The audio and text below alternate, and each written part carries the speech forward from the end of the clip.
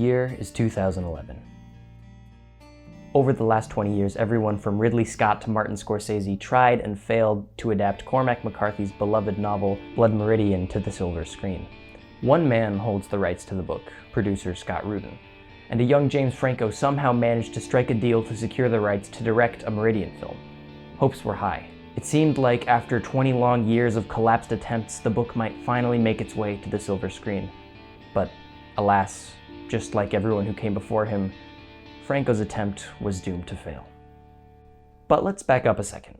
For the last few months, I've been on a quest to try and uncover the tragic story behind the long history of Blood Meridian's many failed film adaptations. My investigations have taken me through old Cormac McCarthy forums, ancient Hollywood gossip magazines, and a library in Texas, of all places.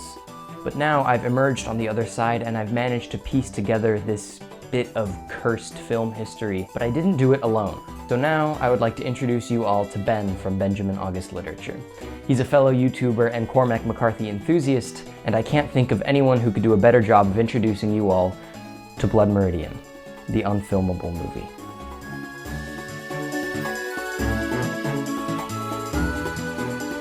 Did someone say Blood Meridian? You know, it's interesting because the discussion around Blood Meridian has expanded so much that I think people know more about its impact and importance than its actual plot. But to understand its impact, you need to know the plot. So let's set the scene. The year is 1833 and you are somewhere in Texas. You are the child of a woman who died giving birth to you. Your father is an alcoholic who you've never understood nor connected with. You are young, but the world doesn't care. All around you is violence, poverty, and fear. The great open plains of 19th century America spread out before you. Doesn't sound like a fun place, does it? Well, this is how life starts for our protagonist, a person whose name we'll never know. We just call him the Kid. At just 14 years old, facing a dull, painful life under his widower father in the nameless wastes of Tennessee, the Kid runs away from home and travels alone through the world. On his journey, he falls in with a gang of scalp hunters, loosely based on the real-life Glanton gang, who terrorized the West in the 1800s. Within this gang is a mysterious man named the Judge, who gives strange lectures and performs supernatural acts, like walking through rippling flames, and seems to have expert knowledge in every domain known to man, from foreign languages, to obscure histories, to visual arts. The story comes to a head when, well, I won't spoil it for you. How could I? Just know that the Kid and the Judge have a deeper relationship than either realized when they first met. Now, let's set a different scene. The year is 1985. Cowboy media has been wildly popular in America for decades, and though the genre has a latent grittiness to it, the overriding image of a cowboy is that of an old West version of a medieval knight, someone heroic, noble, and even quite playful. Blazing Saddles had come out 10 years earlier, and soon there would be other plays on the playful cowboy brand with characters like Woody in Toy Story, and movies like Will Smith's The Wild Wild West. Blood Meridian's arrival onto the literary scene proved to be a cold, hard dose of reality about this era in history. Think of it as having the same effect on cowboys that a Game of Thrones would eventually have on medieval fantasy.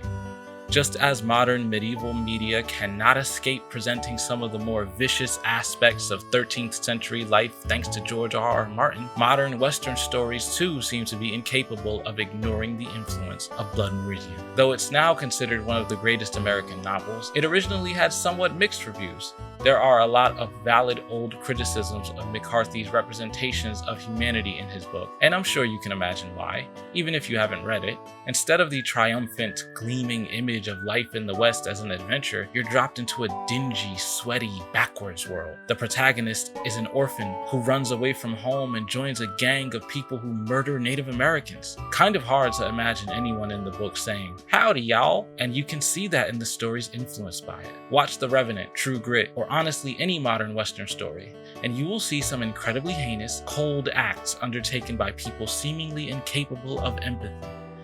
But watch modern Western content and you will as well notice the intense focus on the beauty of nature, diversity of environments, and solitude of the Old West, which was previously ignored.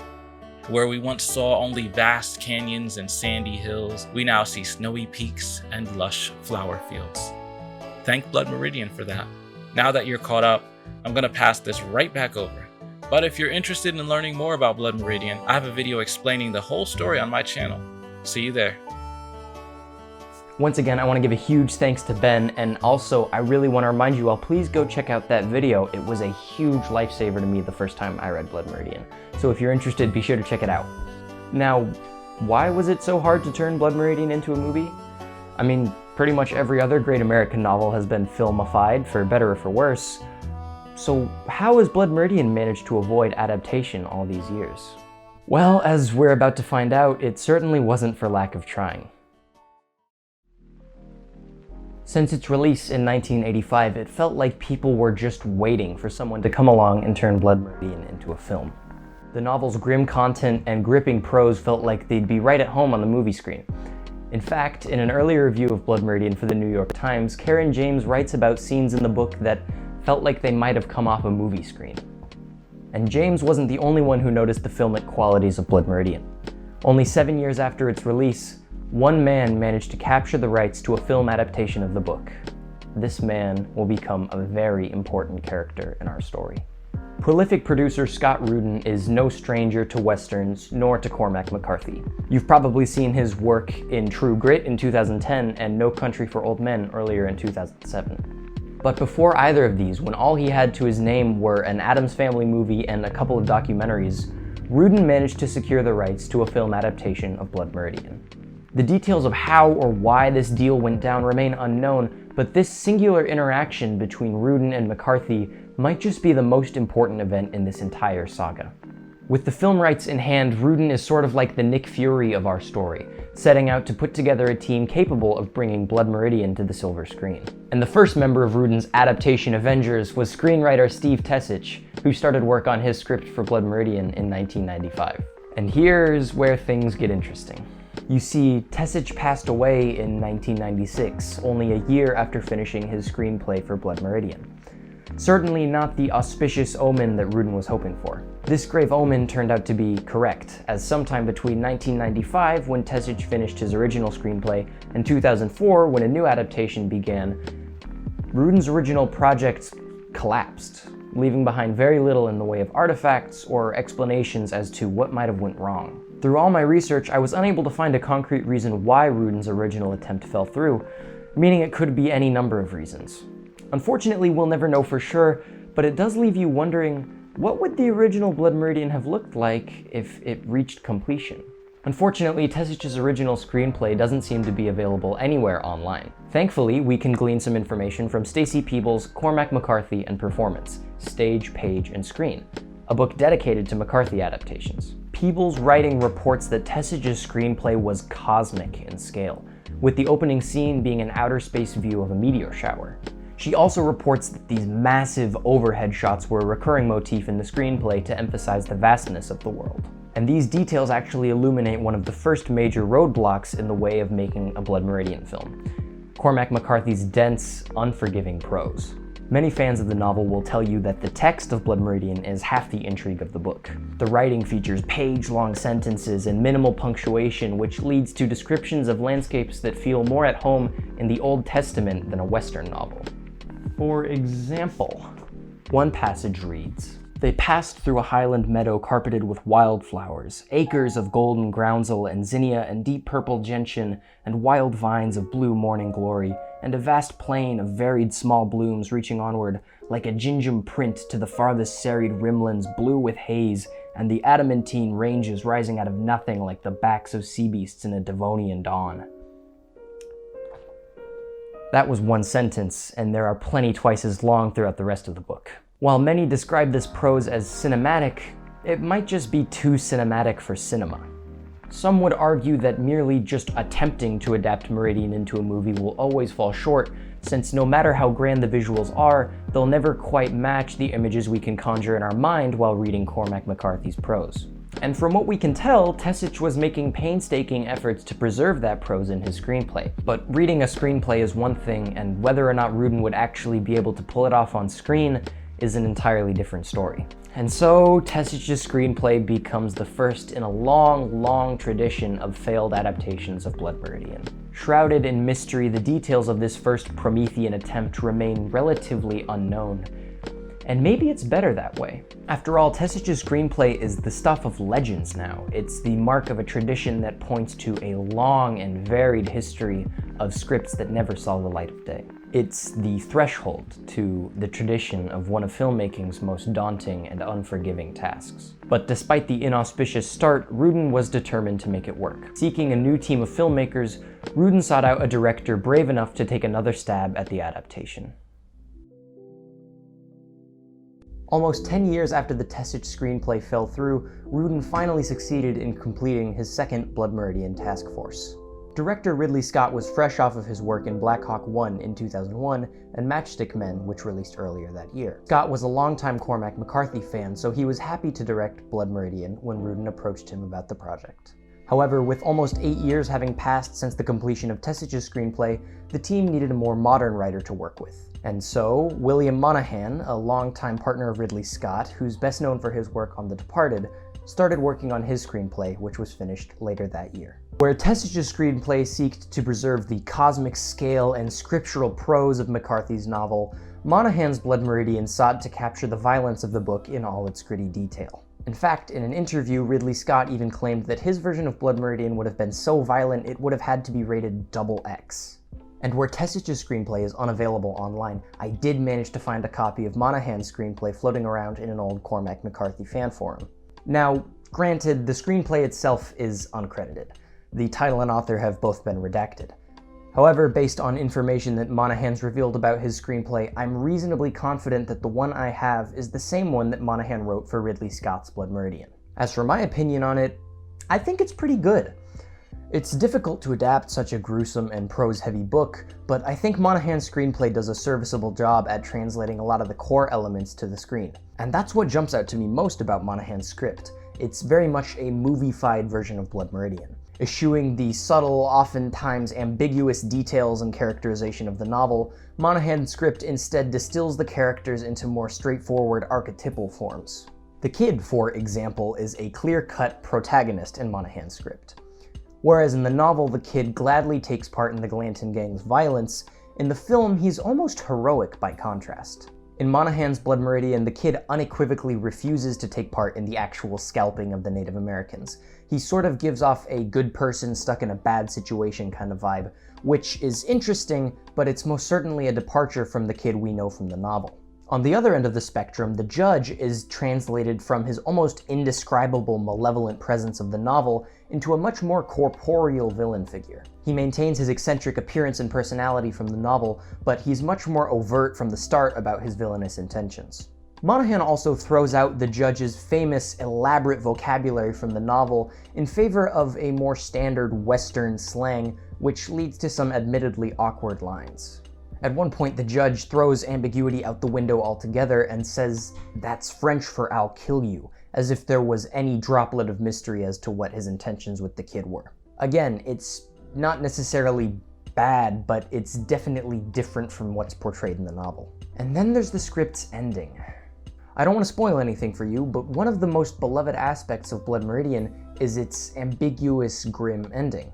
Let's just say that Monahan wipes away the mystery of Blood Meridian's original final ending, and instead gives it a much more decisive, heroic conclusion. It's mostly the same, but whereas the book leaves it up to the reader's interpretation what happens, Monahan comes in with a very clear, decisive answer. But despite all the changes, I think Monahan's script works. The alterations made were all logical and served the purpose of making the story more movie-friendly. Exaggerating some of the characters and themes of the book does lose some of the subtlety that made it so beloved, sure, but all in all, I think it helped to add clarity to what was already shaping up to be a pretty unapproachable film. On the other hand, reactions to Monahan's script from diehard McCarthy fans were less than favorable. But ultimately, neither my opinions nor the McCarthy fans really matter, since ultimately Ridley Scott decided to axe the project after he was unable to find a studio willing to fund it. Scott's gone on record saying that major studios at the time just weren't willing to put up with the book's uncompromising violence. And just like that, another Blood Meridian film met its maker. And herein lies another problem with trying to adapt Blood Meridian. For Scott and his team, the biggest problem happened to also be the most obvious one. The book is just way too violent. At least it's more violent than major studios are willing to put up with usually. I mean, after all, the plot of the book is basically just a long string of brutal killings of native people. Even back in the early 2000s, I think it's pretty easy to see why studios would be hesitant to fund that sort of movie. But to tone down the violence of Blood Meridian would be to lose something absolutely critical to the book. A lot of people will say that Blood Meridian isn't a book about violence. Blood Meridian is violence. The story is brutality. It's a book all about how terrible we can be to each other. It's a final outburst of anger and violence at the end of the Wild West. To try and make a Blood Meridian movie without all the over-the-top violence would basically be making a different movie entirely. It would cease to be Blood Meridian at that point. And Ridley Scott was quick to recognize this after he started running into trouble with studios. After reflecting on the content of the book, he stated in an interview that he's not even sure Blood Meridian should be adapted into a film at all anymore. Scott Rudin felt otherwise. Still hanging on to the rights to the movie, Rudin found himself with another failed dream team, and it looked like all hope was lost for a Blood Meridian movie. Its reputation had begun to grow as unfilmable, and Rudin retreated away from the project. In his absence, however, a myriad of directors all took a stab at Blood Meridian in a really short amount of time. Throughout the mid-2000s, everyone from Martin Scorsese to Tommy Lee Jones was rumored to be adapting Blood Meridian. However, none of these turned out to be much more than just rumors. Even John Hillcoat came out saying that he had Cormac McCarthy's personal approval to make a Blood Meridian film. Apparently, even the author's blessing wasn't enough, as this project never wound up making it off the ground. But in 2011, after a few years away from the project, Rudin was back, and he'd found a new champion. Where so many of the greats had failed, one man was determined to make it work. Step aside, Ridley Scott, move over, Scorsese, because here comes a new challenger. The 11th hour Hail Mary director, the final avatar, the little engine that could... James Franco. Strawberries.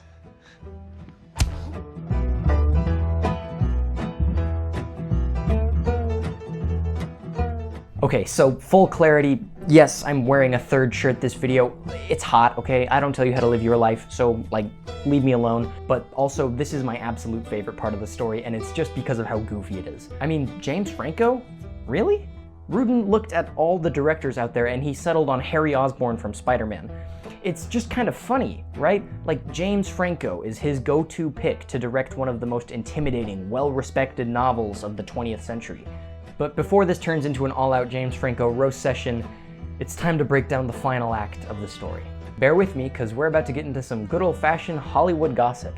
So by now, it's 2011.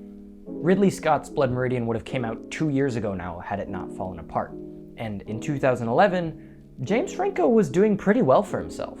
He was up for an Oscar for his performance in 127 Hours, he was taking classes at Yale, he was even in the talks to direct some other classic novels into film.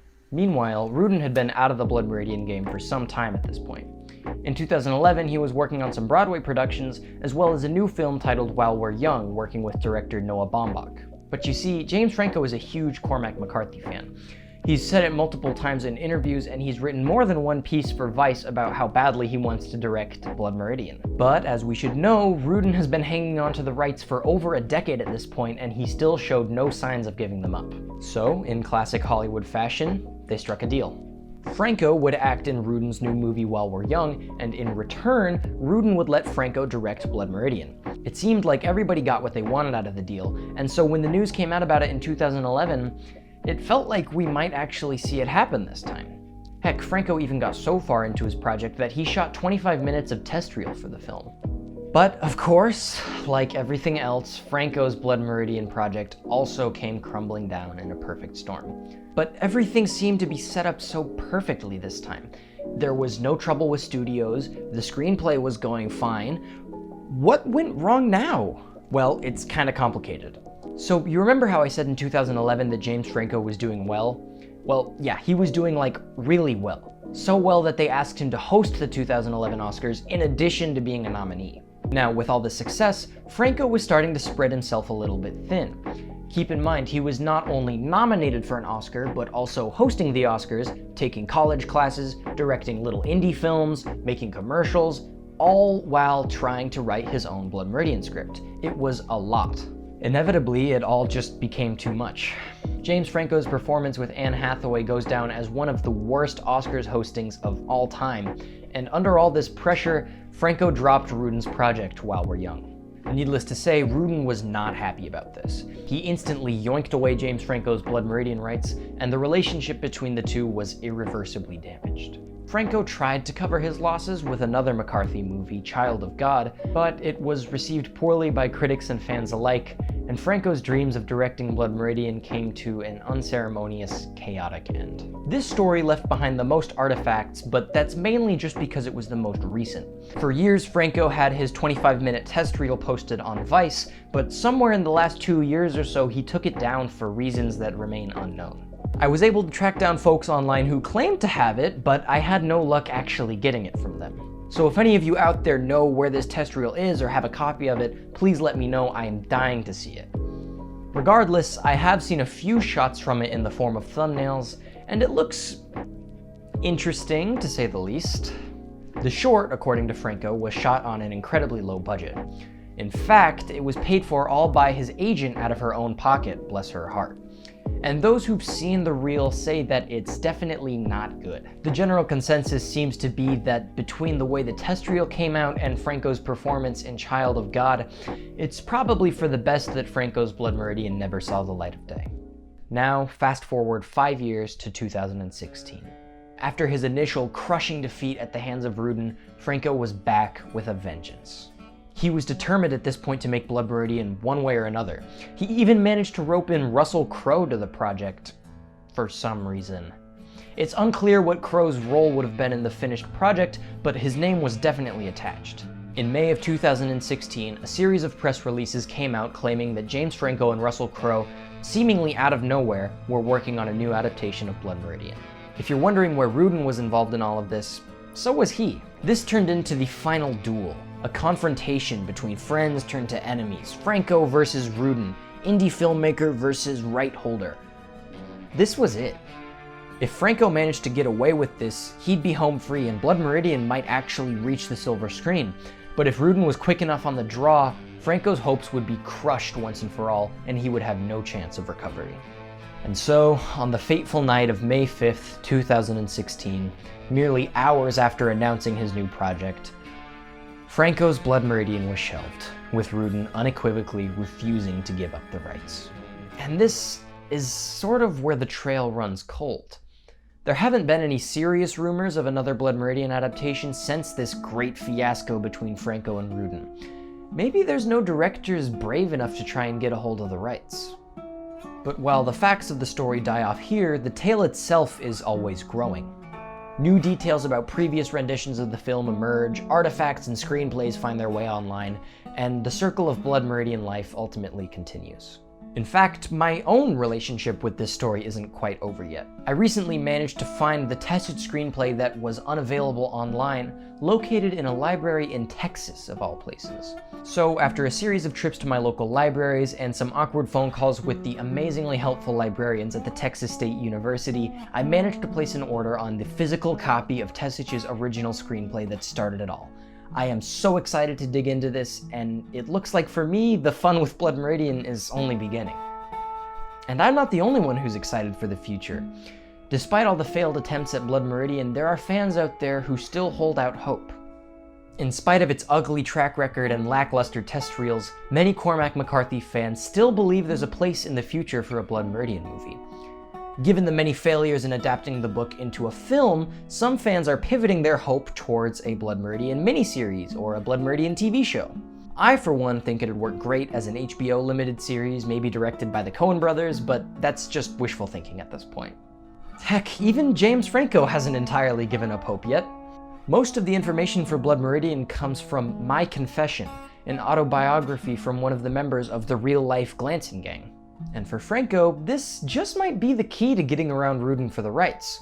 So while we may not see a Blood Meridian movie from Franco anytime soon, he's come out saying that he's definitely interested in trying to adapt My Confession, which isn't quite Blood Meridian, but it's the next best thing. Whether or not it'll be good, however, is another story. And despite all the cynical fans and failed attempts and logistical issues with movie rights, when asked to comment on the claim that Blood Meridian is unfilmable, author Cormac McCarthy gave hope to all fans out there waiting for a Meridian movie. In regards to the idea that Blood Meridian is unfilmable, McCarthy had this to say. "That's all crap. The fact that it's a bleak and bloody story has nothing to do with whether or not you can put it on the screen. That's not the issue. The issue is that it would be very difficult to do and would require someone with a bountiful imagination and a lot of balls. But the payoff could be extraordinary." It's that last bit that's the key. It's hard to adapt Blood Meridian, this much we know by now. There's a long string of failures, and even the most talented of directors have given up on it. But one day, when the right director comes along, the payoff could be extraordinary. But until then, it looks like Franco's all we got.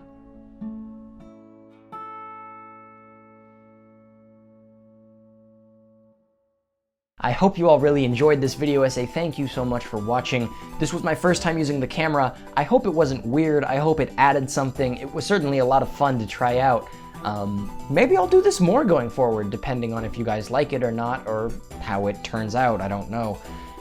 But again, thank you so much for watching. If you enjoyed, please follow us on our social media at Socratic Cinema on Instagram, Twitter. You can find us all over. You can follow us on our Twitch at twitch.tv/Socratic Cinema.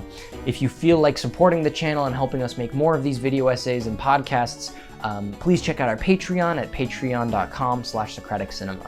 If not, no pressure, but I just wanted to throw it out there because it's only through the support of viewers like you that we can put out these videos.